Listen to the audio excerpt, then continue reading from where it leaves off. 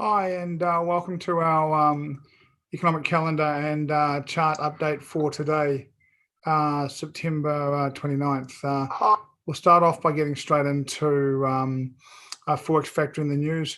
Quiet news day today. This is all Singapore time. It's still 6:19 over there. That looks a bit wrong, but 6:54 it'll do. The main news for today is the Chinese public holiday. It's the autumn holiday, I think, from memory. Let me just check that for you guys. Yeah, the Mid-Autumn Festival. And then the ECB President Lagarde speaks at 10:45 p.m. Tomorrow. Tomorrow there's no news, and Wednesday we have Lagarde speaking again.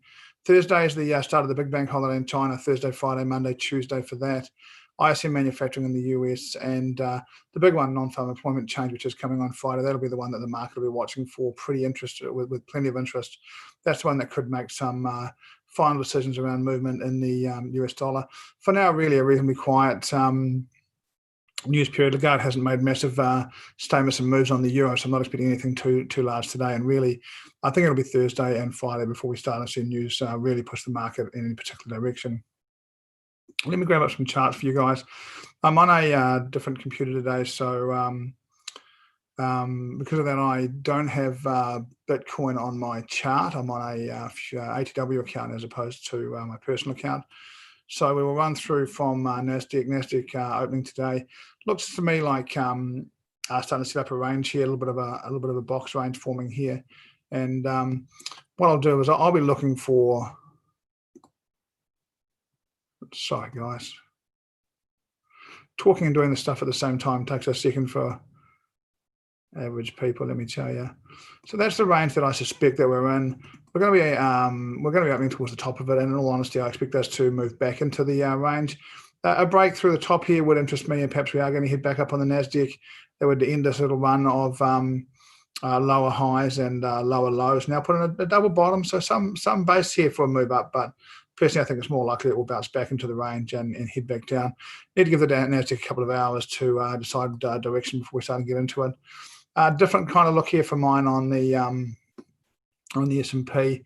We're on a bit of a downward channel, and coming off the top here,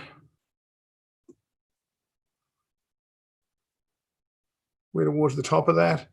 Now, this is pre-market, and we are above that trend line at this stage. And if we were to stay there, that'd be quite bullish. But really, again, I'm expecting us to pop back in and perhaps head down later in the day.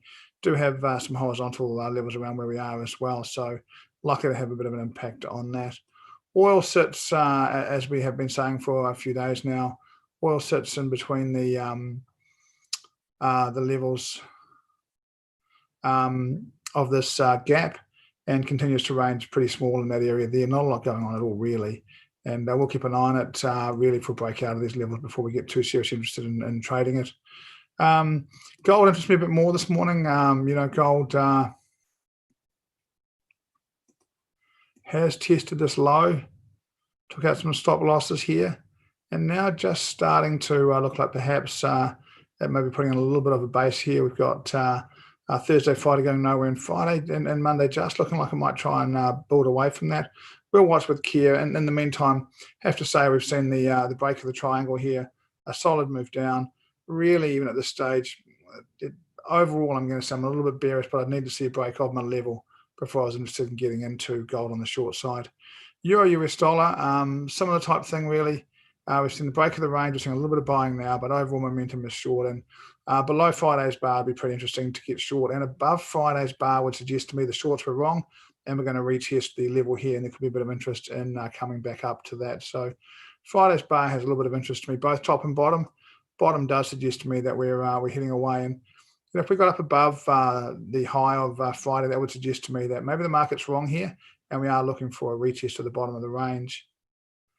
We've already done gold, so I won't do it again, although that did have a different chart. And here's what is holding gold up at the moment. This is the 100-day exponential moving average.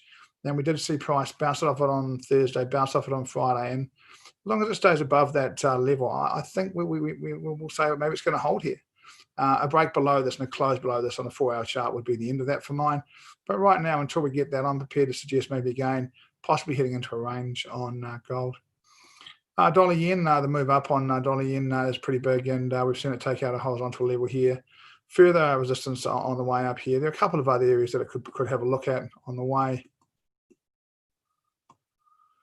That being one of them, and really, for me again at this stage, look, we've got 1, 2, 3, 4, 5 consecutive buying days on dollar yen. It's a lot. We would expect some kind of retracement, but for now, I'm happy to follow it up and look for some form of reversal bar on 4-hourly chart, perhaps to come back and retest this level. And then we may see whether we pop up and test the top of the range. Look, guys, hope this has helped you in what you're looking at today. I'll be back tomorrow at sometime during the morning of the Asian session, sometime during the Asian morning, to give you more market update and economic information. Cheers, everybody. Have a good day. Trade well. And remember, guys, the key to it all, just make good decisions every day and it'll work out.